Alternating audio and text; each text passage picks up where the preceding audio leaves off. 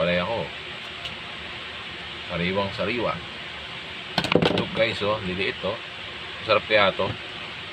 Oh, meron pa ditong ganito itsura. Sarap kaya to guys. Tingin nyo. Kailangan natin kumain ng gulay guys. Palakas ng immune system ko.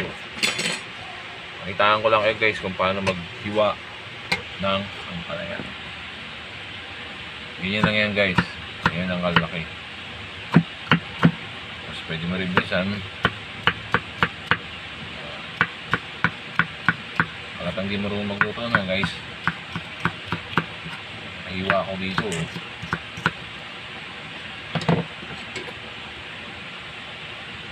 Andali lang guys ha. Ito pa. Tinatanggal to guys kasi mapait to. Tinanggal to.